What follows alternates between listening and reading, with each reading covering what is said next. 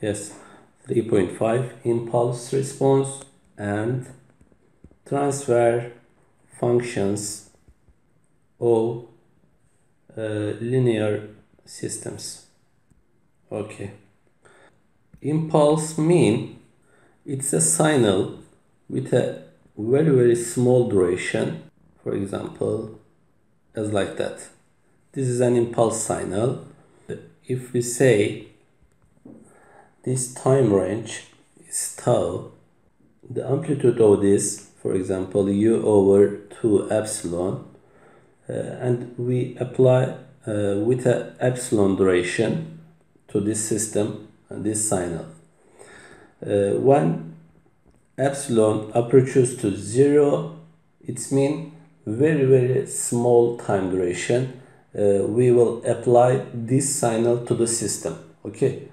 If you do this, you can get the transfer function for any system. Okay. So we say this is an alternative way to define the transfer function is to use the impulse response. By using the impulse response, you can get transfer function of the system. This is an alternative way to define the transfer function. Before that, as you know, we use the differential equation for the mechanical system and also electrical system. We use the mathematical models, but it is an alternative way to apply a signal to the system, very small time range, and then you can obtain the transfer function from the time response of this function. Impulse signal can be represented with the Dirac function. Dirac function is 0 for t less than and equal tau minus epsilon, and its value is u over 2 epsilon. It is a high value. Then tau minus epsilon less than t, and it is less than tau plus epsilon. And then again, the input signal or Dirac function is 0 again when t is equal and greater than tau plus epsilon. Okay, we can give this function as like that in the time domain. What about the Laplace transform of the Dirac function?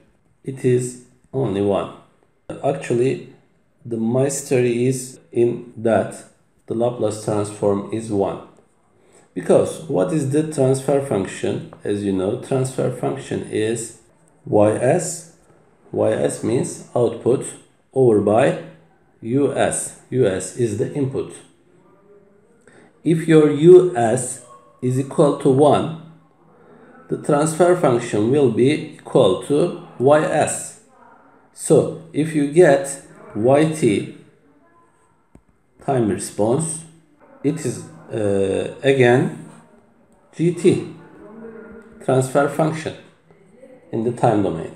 Okay, for example, second order prototype system d square yt dt square plus 2 kc omega n dyt over dt plus omega n square yt is equal to omega n square ut.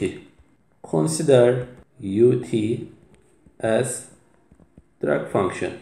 So you will get gs as ys over us.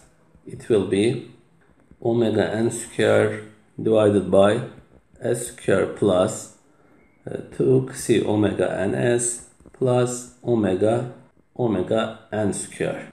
We know this from the second order prototype system, as we did before.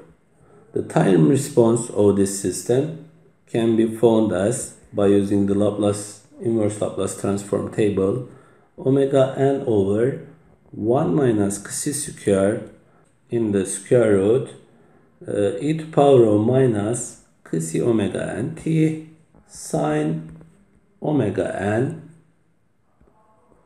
1 minus Xc square t for, of course, t is equal to 0 and greater than 0.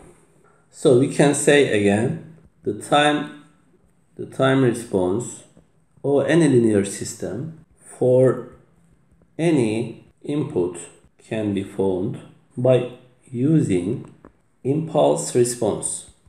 We can give another definition here for the transfer function again. The transfer function is alternatively defined as the Laplace transform of impulse response. Of course, with all initial conditions set to 0. This is another definition for the transfer function.